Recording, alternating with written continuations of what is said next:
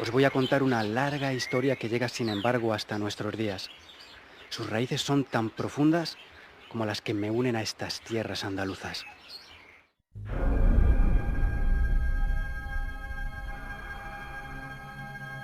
Corría el año 1491 de la era cristiana.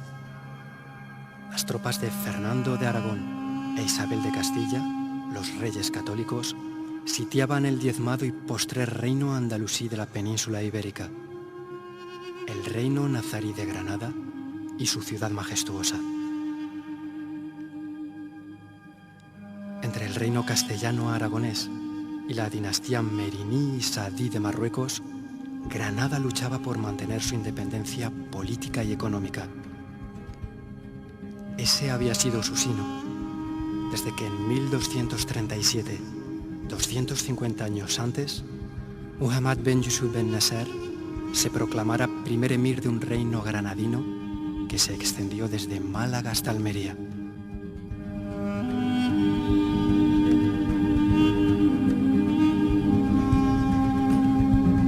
La muerte del emir Yusuf III en 1419 había sumergido al reino de Granada en una guerra de sucesión palatina que se prolongó durante 60 largos años.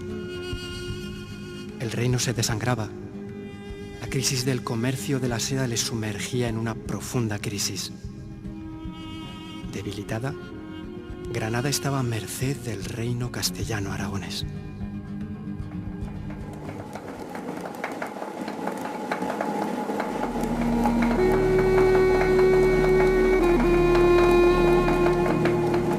A unos kilómetros al sur de la aljama alpujarreña de Cádiz, una familia andalusí sopesaba su destino entre el exilio y la sumisión inevitable a los castellanos. ¿Cómo impedir que el tiempo borrara todo lo que su familia había creado en esta tierra?, se preguntaba una y otra vez tu tatarabuelo, Hamed al-Grandi, mientras veía girar monótonamente la rueda de su molino. Aunque se resistía a aceptarlo, en su fuero interno Hamed sabía que los cristianos tomarían Granada. El respeto prometido de los castellano-aragoneses hacia la cultura andaluza pendería entonces de un hilo. En su larga vida, Hamed había constatado una y mil veces que al ejercicio del poder le es consustancial el miedo a dejar de ejercerlo. Cristianos o musulmanes, meriníes, castellanos o nazaríes, el miedo atávico de la condición humana se impondría al entendimiento mutuo. Hamed sintió una enorme tristeza. Entre sus olivos y granados, decidió que él moriría en esta tierra. Sus hijos llevarían consigo la memoria de su cultura andaluza.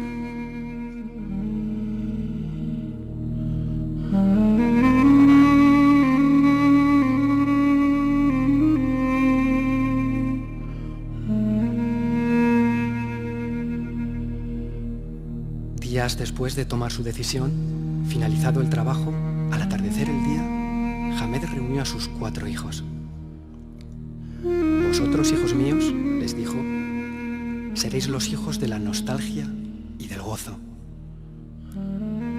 La conciencia de pertenecer a la cultura andaluza más refinada y gozosa que un día brilló sobre la tierra será vuestra carga, también vuestra luz. Nuestra cultura permanecerá en vosotros. Tú, Mohamed, irás al pueblo de Chefchaouen. Llevarás contigo el agua y el olivo. Mostfa, tú viajarás a Tetuán. Tu tío te espera. Allí te unirás a los caballeros andalusíes que han refundado la ciudad.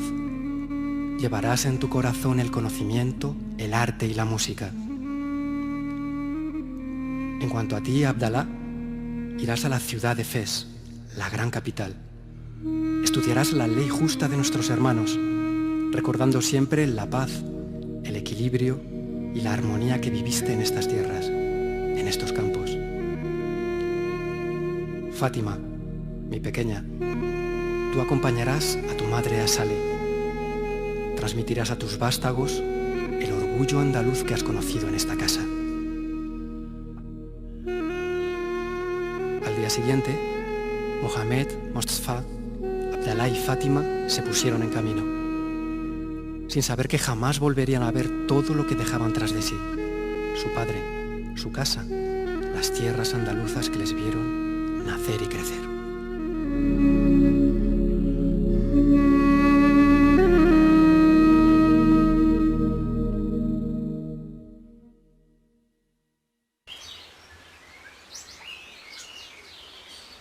Como podéis imaginar, al igual que yo, viejo olivo de estas tierras andaluzas, Hamed no se equivocó.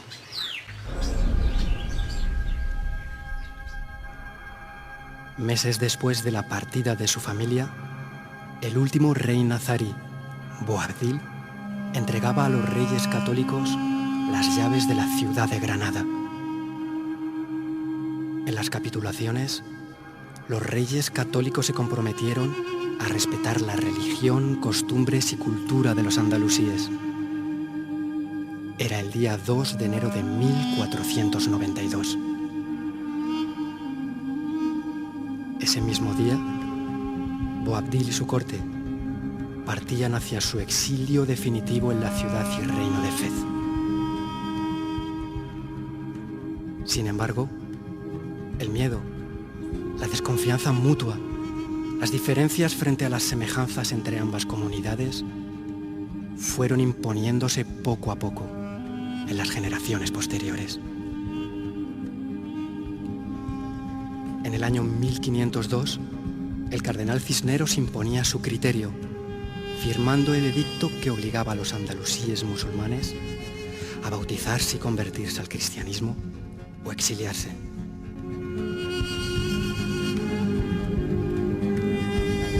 Cientos de andalusíes decidieron emprender el camino del exilio. Otros tantos permanecieron, ocultando en su interior sus creencias y su cultura. En 1526, el emperador Carlos V visitaba Granada. Desde entonces, la presión hacia la población morisca subió de grado. Usurpación de tierras, confiscación de casas, vejaciones a las familias.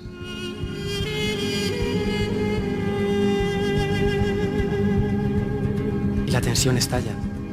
24 de diciembre de 1568.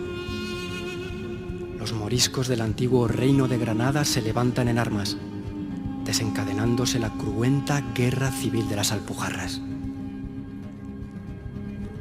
La lucha se prolongó durante 3 largos años, hasta que el ejército de Felipe II, comandado por Juan de Austria, derrotó definitivamente a la población morisca granadina. Cientos de moriscos perecieron. Los supervivientes, unos 80.000, fueron dispersados por todo el reino.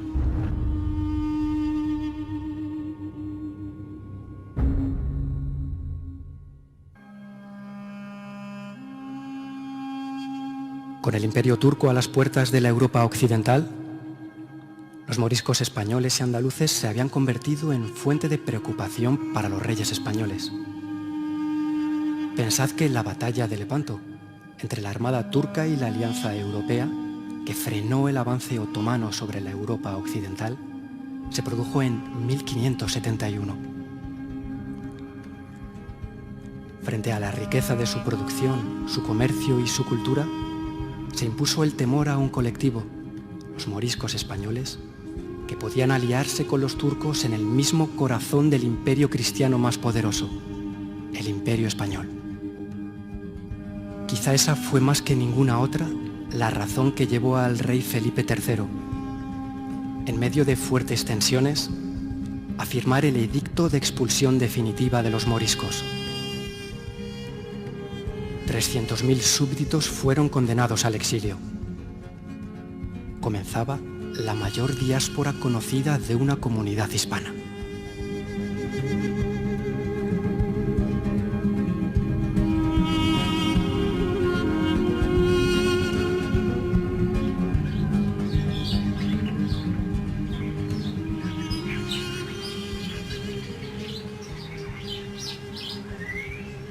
Hamet al-Grandi había muerto tiempo atrás, en 1550, antes del comienzo de la Guerra de las Alpujarras.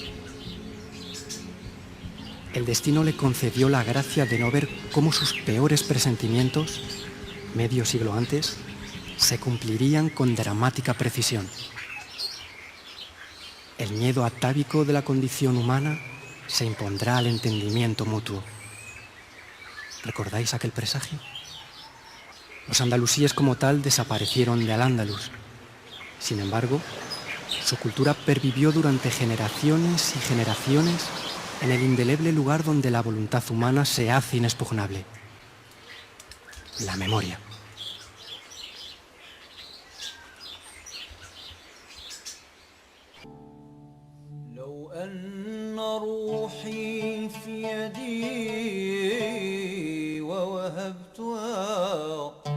Mostafá, tú viajarás a Tetuán. Tu tío te espera. Allí te unirás a los caballeros andalusíes que han refundado la ciudad. Llevarás en tu corazón el conocimiento, el arte y la música.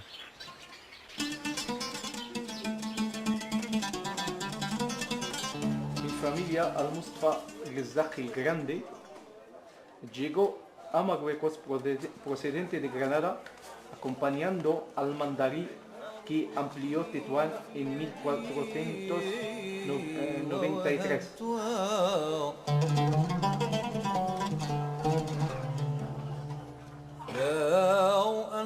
La restauración de Tetuán después de esa destrucción del año 1437 tuvo lugar el año 1483 y fue obra de los andalusíes de la primera emigración, ayudados por el emir de Chefchaouen, Moulay Ali Rashid. 10 años después vino el mandarí con los andalusíes de la segunda inmigración, que tuvo lugar el año 1493 después de la caída de Granada.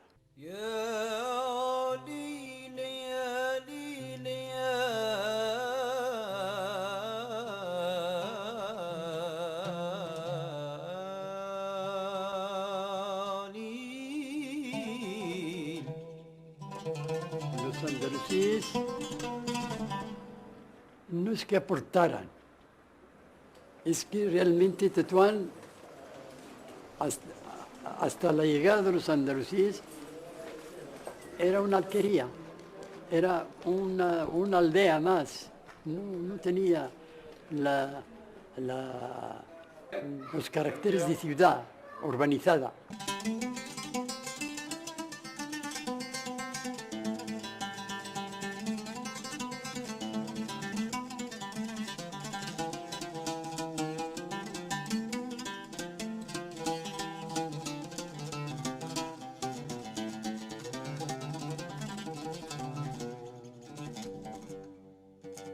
Porque cada una de las casas de Tetuán antigua es un palacete que hasta hace poco tenía un jardín interno, porque eran casi como chalet con 2 pisos, casi todas las casas. Con el tiempo pues han ido, en fin, eso se ha ido, pero todavía queda ese matiz de que cualquier casa tiene algo andalusí propio. Al entrar en esta casa en donde nací, siento que me reencuentro con los elementos andalusíes marroquíes que marcaron mi infancia. Para nosotros, la casa en el barrio constituye el símbolo de las raíces andalusíes en Tetuán.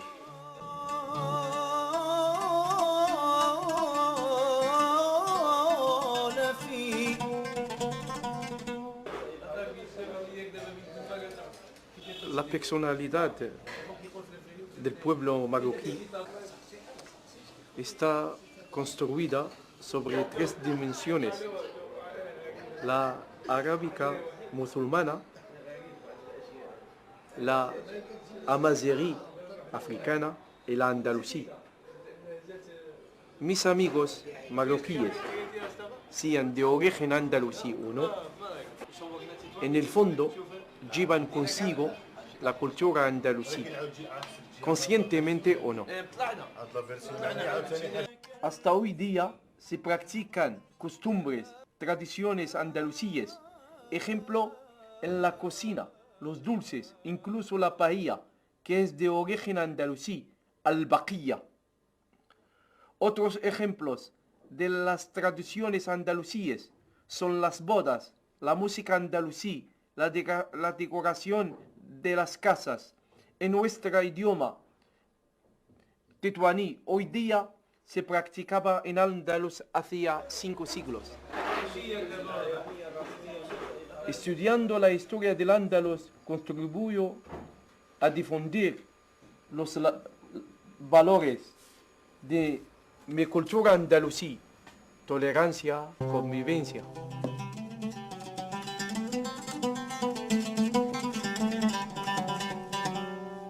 Tanto mi padre como mi madre, por lo que más admiro, es haber podido, haber mandado aquí allá a España a estudiar y sufrir conmigo, o sea, la distancia, no estar conmigo y tener la valentía de decir, bueno, pues vale, pues está de acuerdo de que yo me vaya para allá a estudiar. A los 3 años yo empecé mi padre me metió en una guardería española, se llamaba San Jacinto de Benavente. Luego me sacó de allí y me metió en una escuela marroquí, pero finalmente otra vez me metí en un instituto español que se llama Nuestra Señora del Pilar. Y finalmente acabé en la Universidad Española, en Sevilla.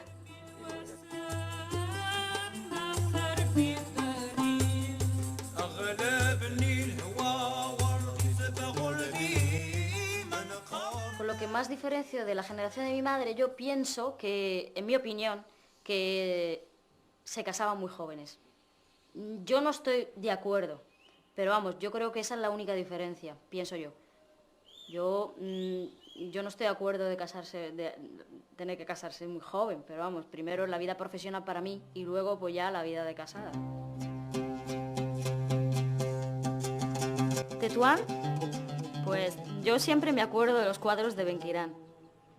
Es un amigo de mi padre, un artesano andalusí, vino de Ronda creo, y además yo creo que en el siglo XVII. Cuando yo miraba sus cuadros, siempre pensaba que había logrado traer el presente en nuestro pasado, pero eso sí, transformado, sin quedarse en él. Sus cuadros son Tetuán.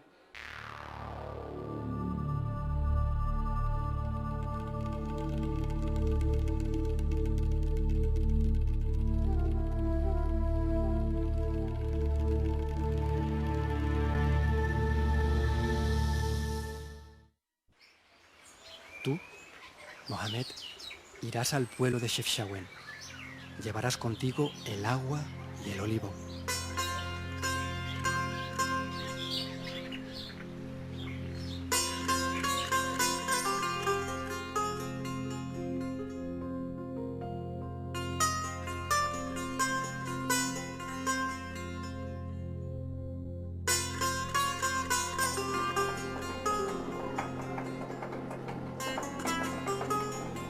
El fundador de Chaouen, Moulay Ali Rashid, les dio una barriada que se llamaba el barrio andalusí.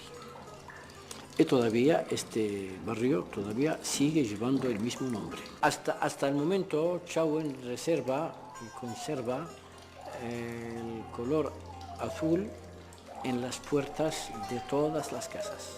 Entonces creo que el azul es un color de Chaouen de origen andalusí. ¿Por qué? Pues un símbolo de la paz, del amor, de la tranquilidad, de la seguridad, del seguimiento de la vida. El azul tranquila hace que el hombre siente la tranquilidad. Y ellos, a través del sistema que tenían en Granada, pues han puesto aquí un sistema semejante a lo que tenían en Granada. Y así pudo llegar el agua a todas las casas que están bajo el nivel del manantial en aquel entonces.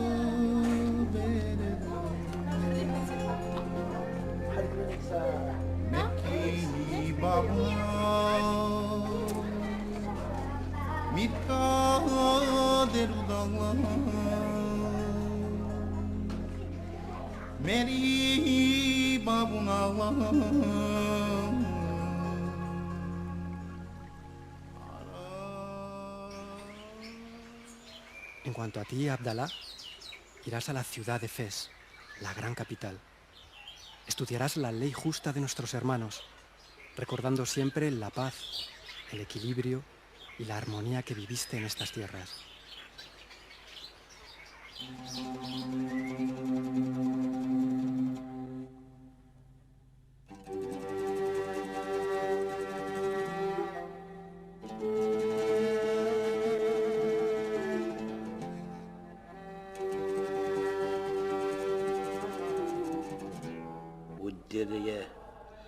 El sultán Abu Inan el-Merinidid, conocido por su distinción en varias ramas de la ciencia y las letras, y su ministro Lisan Din ibn Khatib al-Andalusi, entablaron una charla, o mejor dicho, una plática con nuestro abuelo. Al darse cuenta de su excelencia, su erudición y la perfección de sus artes, le pidió establecerse en Fez, capital de la ciencia, la sabiduría y la vigilancia.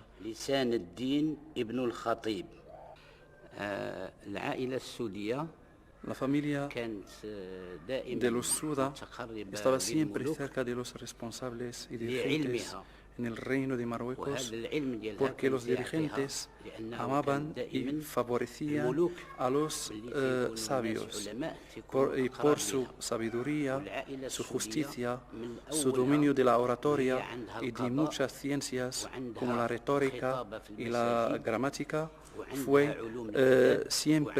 estaba siempre muy cerca de los dirigentes marroquíes.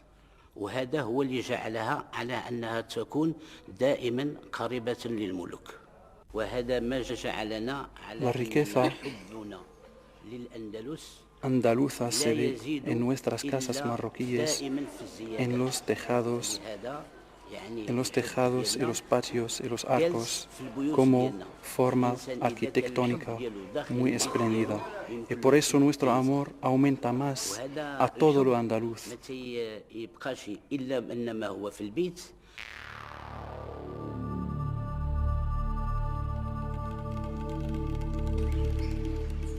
Fátima, mi pequeña, tú acompañarás a tu madre a Salé.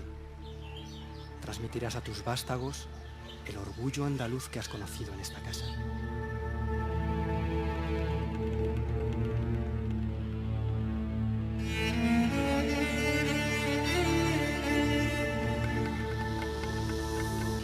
ويمكن الحديث عن قوة أندلسية في سلا وليس عن جمهورية أندلسية في سلا. فبعد سقوط غرناطة بالخصوص في نهاية القرن الخامس عشر جاءت مجموعة من العائلات الأندلسية إلى مدينة سلا واستوطنت هنا في مدينة سلا، وجاءت بطبيعة الحال تحمل ثقافتها وعلومها وفنونها. وفي الحقيقة التعبير الصحيح هنا هو أنهم مجاهدون وليسوا قراصنة. فالقراصنة كانت مرتبطة بالسرقة البحرية، في حين أن الحالة التي تتعلق بسكان سلا خاصة ابتداء من القرن السابع عشر فهم ناس جاهدوا وقاوموا ضد الاحتلال الأوروبي وبالضبط الاحتلال الكاثوليكي الاحتلال المسيحي عفوا للشواطئ المغربية وخاصة الشواطئ الأطلسية.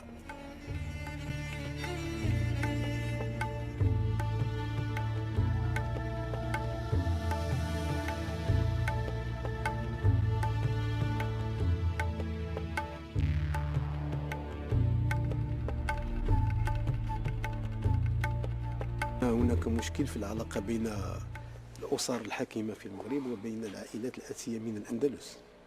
إلا في حالة واحدة حصلت هنا في سلا وتم تطويقها بشكل هادئ تقريبا، ومرت الأمور في آخر المطاف بهدوء.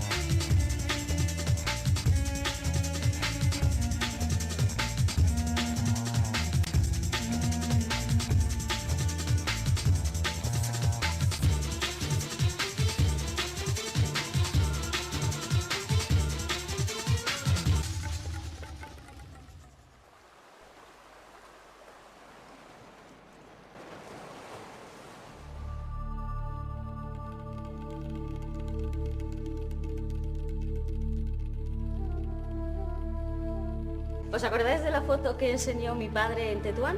Pues puede ser que este sea el lugar donde ha estado mi bisabuelo. Por lo visto aprovecharon la Expo de 1929 y se vinieron aquí a restaurar estos azulejos andalusíes. Pues con solo de saber de que uno de mis abuelos ha estado aquí poniendo un granito de arena, esto a nivel personal me satisface.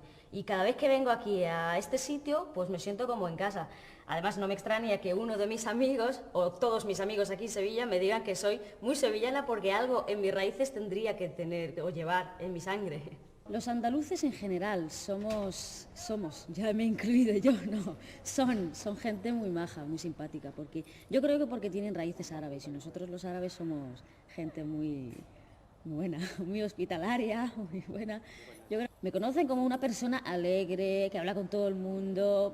Cuando me verán no se creen que soy marroquí, no sé si por los rasgos o por mi acento o algo, pero me miran, no sé, como una sevillana además. ¿Me pones muy sevillana? Esther y su familia es como una familia, es como mi segunda familia, yo siempre les llamo mi segunda familia en España. Esther como una hermana, amiga, de todo, porque me ayudaron muchísimo, muchísimo. No me he sentido para nada sola, eso para empezar. Me ayudaron mucho y les agradezco muchísimo todo lo que han hecho conmigo. Desde que era chiquitita pues tenía... siempre me inclinaba a ingenieros y yo entré en Renault por el acuerdo que hay entre la Universidad de Sevilla y las empresas, las grandes empresas, lo que es Renault y CASA, que es Construcción Aeronáuticas, que siempre permiten a los estudiantes hacer prácticas en esa empresa. Entonces, pues yo desde siempre me interesó Renault y eché la beca y me han cogido entre otros compañeros, que éramos muchísimos, 7 o algo. A raíz de mi trabajo de allí, pues mi tutor se ha quedado un poco satisfecho de mi trabajo y ha decidido, le hubiese gustado, para eso me ha querido contratar allí en Renault. No he podido entrar a la empresa ya que la ley de extranjería contempla que a la hora de trabajar dan prioridades a los españoles que a los extranjeros, salvo en el caso de que el puesto demandado por la empresa se adecue al perfil del extranjero. En mi caso, por falta de desconocimiento de la empresa, que ha presentado al INEM un perfil demasiado general, han salido demandantes nativos, quedando yo excluida.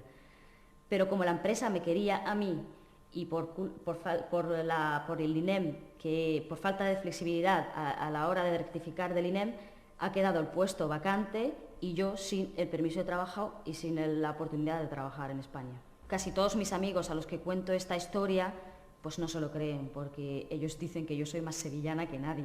O sea, no se lo creen para nada. Yo no tengo problemas de integración, del idioma, de nada, pues todos me dicen que es injusto por parte de la administración o de eso.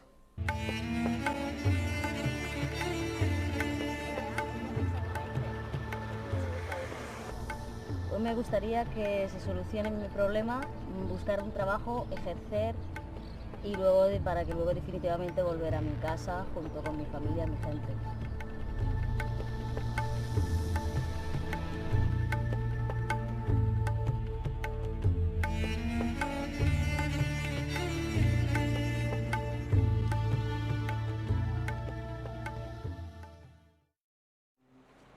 Andaluces,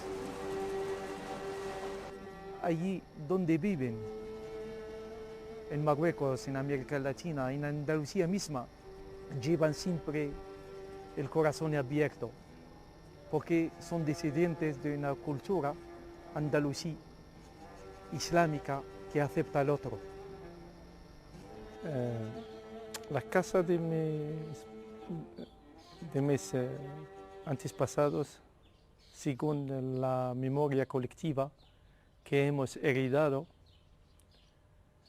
dentro de nuestra familia, estaba alrededor de la mezquita grande, el Masjid al-A'zam, que es ahora la catedral. En aquel sitio no siento que estoy extraño. Siento que aquel sitio me reconoce.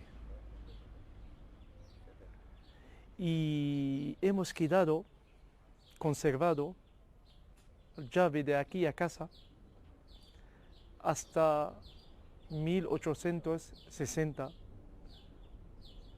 y lo hemos perdido en ese momento que se relaciona con la guerra de África o la guerra de Tetuán. Mi familia quizás conservó su llave de su casa en Granada porque tenía deseo de volver de nuevo y de usarlo. Además, aquel llave constituye un elemento fresco de su entidad andalusí marroquí. Le hace recordar su pasado que lo perdió. Nosotros nos hemos vuelto de nuevo y no nos sentimos extraños. Yo siento como estoy en mi casa.